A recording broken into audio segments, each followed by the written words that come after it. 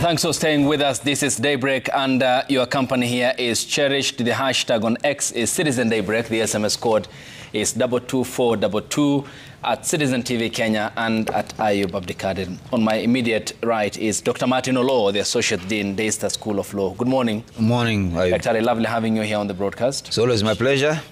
And on the first anniversary of the events of last year, Sheila Olang is development economist. Good morning, Sheila. Morning, Ayub. Lovely having you. Thank you. Asante sana. Professor Peter Kagwanja is the Chief Executive Officer of the Africa Policy Institute, a columnist and commentator on governance issues. Good morning, Prof. Good morning. And Charles Owino, forever a cop, as he had said in his last submissions here on the broadcast, is from the National Communications Center, formerly the spokesperson of the National Police Service. Good morning, Charles. Morning to you, my brother. Lovely having you, all of you here, company, and much appreciated. 1 year on since giving a long list of promises following the deadly Gen Z demonstrations, only a handful have been met by President William Ruto's administration, raising questions as to the commitment by his administration to the pledges that he made. Families who lost more than 60 loved ones are still searching for justice as more advisors are onboarded to his government against the promises he made to the contrary. Emmanuel Tori looks at the promises made by the president 1 year on.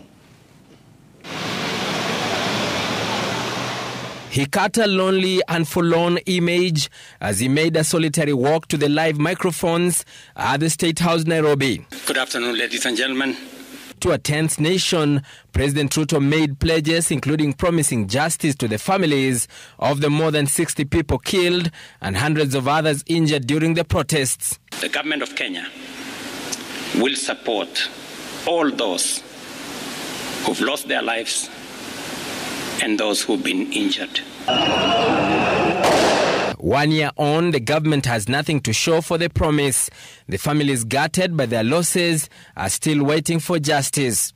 Even so, the promise to return all those abducted was never kept. All the people who disappeared or who are abducted in what you said, all of them have been brought back to their families and to their homes. Records from the Kenya National Commission on Human Rights say at least 9 people are still missing to date after the demos. In the same address to the nation, the head of state also laid down some of the measures to curb government spending and reduce wastage. Among them, the number of advisors in government shall be reduced by 50% within the public service with immediate effect. However, instead of reducing the advisors by 50%, the number has since risen to about 300%, with allies of the president, including those of ODM leader Raila Odinga, increasing the number to about 20. And there was a promise to stop public contributions by state officers. No state officer or public servant shall participate in public contributions or haram phase going forward. Hatupatii congregation hii, tunampatia Mungu. Mimi mwenyewe nitatoa milioni 20 kwanza. 1 year on, the government, it seems, is unable to keep its word. The contributions have continued unperturbed and even went a notch higher with the introduction of the cash-flowing economic empowerment program. Rais amenituma na shilingi milioni 3. The pledge to reduce unnecessary spending like renovating government facilities was also not kept. And the budget for renovations across government reduced by 50%. State House, which has become a perennial construction site since September 2022, has been allocated an extra 680 million shillings in the financial year beginning in the next 1 week. The government has, however, kept some of its promises. 47 state corporations with overlapping and duplicating functions will be dissolved. Early in January, Cabinet approved the merging of 42 parastatals into 20, while 9 were dissolved in a bid to cut cost and reduce overlapping of roles. Emmanuel Tor, Citizen TV, Nairobi. Sheila, beginning with you, 5 promises not kept, only 2 of the major ones made by the head of state. And you are part of the team that went to the streets calling for demand on the part of transparency, accountability, and good governance. Was it worth the purpose? I would say yes, of course, it was worth the purpose. It was worth the purpose because we were on the streets last year looking beyond President Ruto. We were on the street last year fighting for a better Kenya. And we were on the streets last year demanding that certain issues had to be addressed. And when the president came out last year and gave that long list of promises, right, cutting down on the wage bill, he gave the promise of ensuring that we would not have a lot of wastage, corruption, and the list that you have just mentioned there. And it's interesting, I think that I was doing my research last night trying to compare what he said versus what he's done, and I'm glad you've kind of highlighted it very clearly out there, that he's at about 10%. So if you were to give credit, we'll say, okay, 10% of the things you've said are in place. I saw that the parastatals were being, a lot of them were being merged together. That's kudos to that.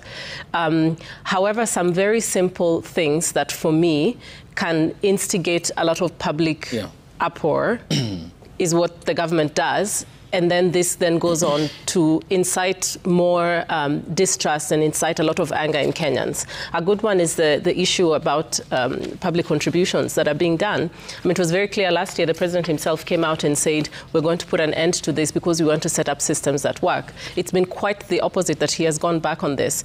And sometimes I fail to understand, because if you want the country to heal, if you want the country to do better, it's okay to say, yes, I promised 100 things, I've been able to get to 50%, and here is the plan, or here is why I will not be able to do what I said I was able to do before. But when you come out and you're defiant against a population that is already on the edge and very upset, then it just adds more fuel to the fire. So the state really needs to take a minute and reflect. Go back to that clip where the president said, here are the changes that I'm going to make. I promise you I'm going to make these changes. And 1 year later, he has to come out and say, here's a progress report of where we are. Or he said he will not do public contributions, Harambee. He's back now doing that again. He has to tell the public, why does he think it's more important to do Harambees? Or what is broken in State House again, that we are now having an extra 680 million renovating? If we just come out and tell us if there was a fire or maybe there's a window needed to be painted, that now we have to pay for it again. We need accountability, Ayub. There's no shortcut to this. Okay. We will keep demanding for accountability. Yeah. And Daktari Olo, given the historic nature of what happened last year, did the state miss an opportunity to course correct some of Kenya's deep-seated governance failures? Absolutely. And again, thank you for having me. There's something that's happening in our environment that needs to be understood from both a historical and also a generational perspective. Some of the young people that we see today agitating look like the young people who were agitating against the colonial government then. And they looked like rebels. They looked out of place. And some of the apologies that you're seeing today look like those elders who said you cannot oppose the colonial government, it is here to stay, the home guards and so on.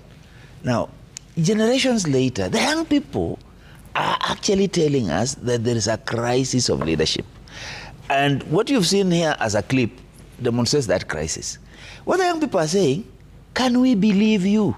Are you believable? Can you live by your word? So they are saying, okay, fine, you came, you told us this, you told us this. What is now the truth 12 months down the line? So what we are saying is that there is a generational change that is happening in this environment today. The young people have knowledge, they have read, and they have the guts to speak up and the means to say so. So when you come to them, listen to what they're telling you, and you either meet them at somewhere in the middle or miss it out. So what this government has done is to miss the message and to miss the opportunity to actually listen and dialogue. Because what they're asking for is not rocket science. Okay. You promise them that, yes, there is wastage, you're going to do something about it. Just come and account to them. And that's the kind of change that the young people are asking for, the kind of accountability the young people are asking for. But the more critical thing which they are challenging all of us who are adults and who have been around for a while is that, can we believe you? Okay. Can you live what you say you are about? Okay. Charles, what's your account of the events last year and 1 year on today, given what we witnessed last year, the demand for good governance and the very apparent misses on the part of the state to accomplish what it pledged? Thank you. I think this government was elected on a manifesto with pillars which the president said that if he's elected, he was going to undertake.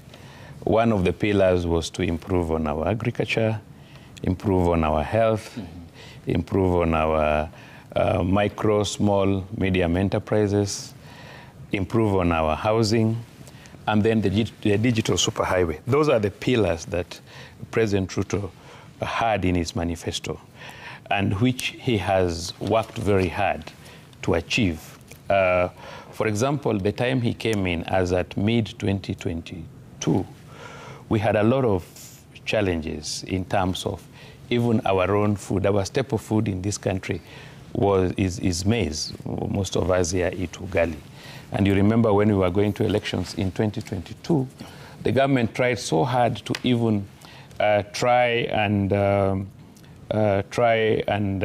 subsidize on the cost of unga, which I know today many people would not take it seriously because it is something of the past. And government has put in a lot of effort in agriculture in terms of subsidy to fertilizers and a number of issues. Equally, there was issue of health. It has been, our health sector has been very bad. With the introduction of SHA and the introduction of the Social Health Insurance Fund, after NHIF, you know, we had a lot of teething problems and hiccups. And I can say he boldly took it over. And currently, we can see a number of improvements coming up on the SHIF SHA, which I may not have a lot of time to explain. The medium, small, and micro enterprises, there's been a lot of effort. The issue of housing, which most of this government, starting from Kibaki government, has been so much interested in. He has boldly come up with it, and we have seen the issues of affordable housing coming up, with also a lot of challenges and that will stabilize. We have the issues of 100,000 kilometers of digital superhighway, which should enable the growth of economy and so on and so forth. You also remember when he took over, we had a problem of high exchange rate. Our exchange rate had gone so high to almost 160, which has stabilized to about 129 currently. We had issues The president came to power in September. The exchange rate, according to the Central Bank of Kenya at that time, was 128.29. Yes, but it went up very fast because of the previous, you know, exchange rate does not just go up suddenly. It goes up over a continuity of factors. Yeah, and so to be factually correct, not when he took over. Yes. So it went up, and eventually it has stabilized out of a number of activities which have been undertaken. And these are basically the pillars. Things like the central bank reserves in terms of foreign exchange has actually improved. So what I can say is that there are a number of good things that the government has done. But you have just shown a number of promises the president made when the Gen Z uprising came last year. One of them was justice to the families who were involved. Another one is the issue of those who are allegedly abducted, and government curbing expenditure, and issue of public contributions by state officers. The issue of justice, when he talked about justice, that he would support families, I can't tell what he meant, whether he was going to pay for the funeral expenses, whether he was going to drive a formula to compensate those who died or those who are injured, because this would also involve a process on how do you get money to support this. So I can't say he has totally run out of it unless he tells us that he's been defeated to get a formula to sort out this. Equally, the issue of those who are... But the political class keeps on dishing millions of shillings on empowerment programs, codenamed so. but it's very difficult to meet the expectations of families who are... In fact, you would talk about maybe contributions to church. Yeah. But you see also when you are compensating, you know, we have a lot of historical injustices in this country. And sometimes you can make a promise as a president, and when you go back to sit, you have to consider a number of issues, because we are not starting having historical injustices and people getting killed in skirmishes just from last year. We have had these things from the 70s, the 60s, and there are so many people who need to be compensated on some of these matters. But Charles, so I think we need to go... Within the scope of the discussion, yes.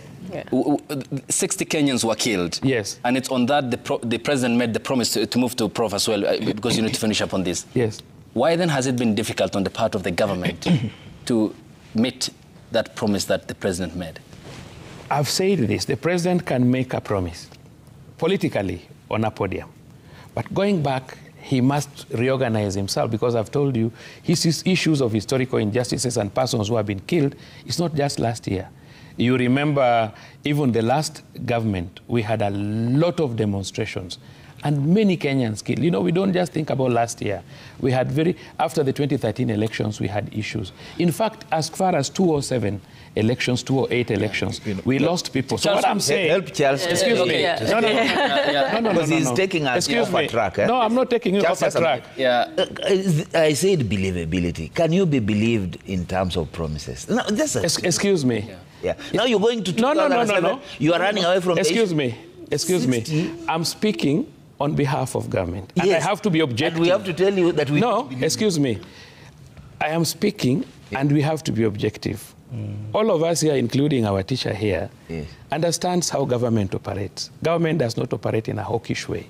And I've just said that the president can make a promise on a matter, and in turn, when you go back to it, you find that it has a lot of implications. We are not saying that he has refused to compensate or he will not compensate. I have a feeling that he's looking for a formula in which, if you compensate people who could have gotten injured last year, remember, we also have people who have gotten injured, who got killed in 2007, who got killed in 2013. Charles, I need to move on to Prof. Okay, let me ask you this. So we are not just talking about last year. Yeah, we are talking about historical. To remain within context, because the discussion we are having is to commemorate what happened last year at a time like this. Then one question, why has then the head of state failed on his own word to stop Harambee, yet he went on to dish 20 million in one church service? I think this is something I cannot speak to, because I don't understand the basis in which he gave money to the church. Because he said that there will be no public donations of money. Yeah, he said so, that there will be no public contribution by state officers. So, including him? Which includes him. Yes. And unless him personally, he tells you why he donated that money, I can't tell myself. Is that not double standards in your view? You would say so. You would say so. But how would you describe it? Let me tell you, unless I question the president directly on this, and he explains to me, I would not be able to defend him, or I'll not be able to critique. How many times do you catch up with the president? Many times. And do you ask why he doesn't fulfill some of the words that he makes? President is an easy guy. Even you can talk to him. In fact, I wish today you send him a message, he'll call you back.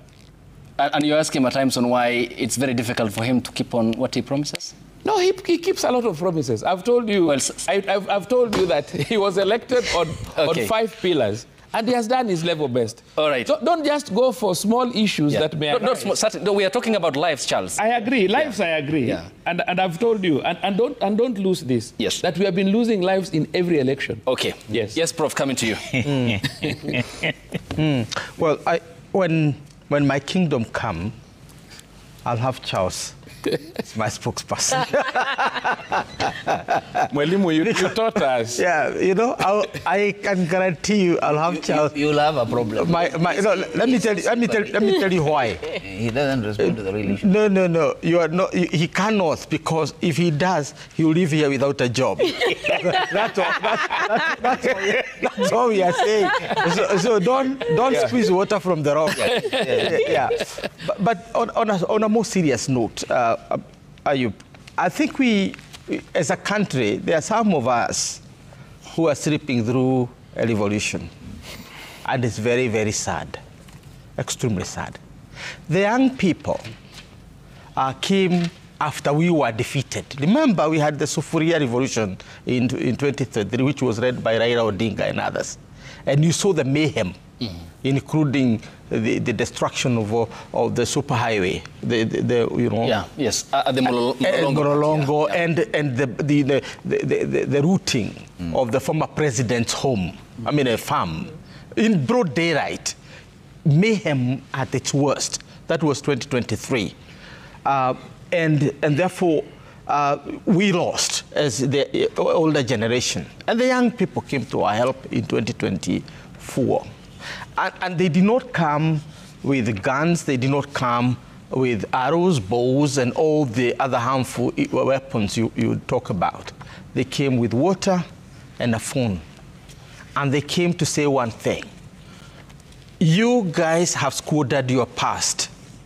We cannot allow you to squander our future.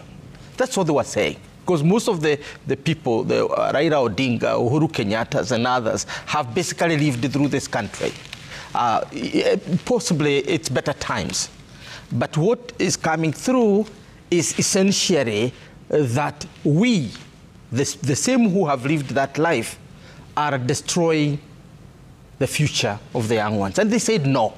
So what is so difficult about a country like ours understanding simply that there's a generational, there's a crash of generations over the future of the Republic. And the future of the Republic that is envisioned is one that is transparent, that is accountable, and that which is above board in terms of our performance. And that it is the people, not Kagwanja. It is the people, not Martin Olo, irrespective of how many votes you got during the election. It's the people who continue to govern. This is a simple message. And therefore, our main problem, according to the young generation, and whether you fulfill or not, is that we have a moral deficit. Serious moral deficit. And you cannot build democracy on the kind of environment that we're having. And therefore, on top of what the young people demanded, because none was fulfilled, two things have happened. One, you have promised what you cannot deliver. And you promise on something everybody knew you can deliver, and actually toned down the emotions of the people. The young people went back to their homes, either to their parents or their rented spaces. And they waited patiently for those promises to be filled. 1 year on, 10%. On top of the moral deficit that took the young people to the streets, lack of accountability, lack of transparency, lack of operations above board, lack of respect for the government of the people, then here we are. Second, as we look at today, because I have listened to Charles, and talking about, we have killed so many people. It reminds me of a family where a daughter beat a mother, and the brother came in and said, enough is enough. And the other sister said, no, don't do that. We are used to this. So we are normalizing the worst, disrespect for human life. Treating human life like it's valueless. It has, let me tell you, I'm one of the elders, you know that. And when we go to do the ceremonies, the oldest of among us speak to the goat and tell it, I am not killing you for nothing. Yes. You were born to help us solve this problem.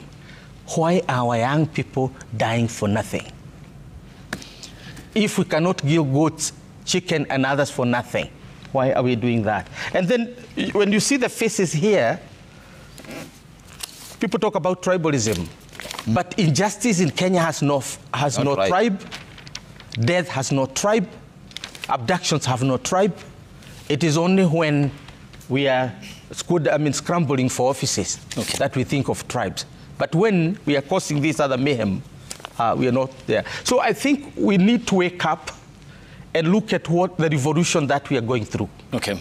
And the British, this is a warning. I remember, I like what he started off with a historical message.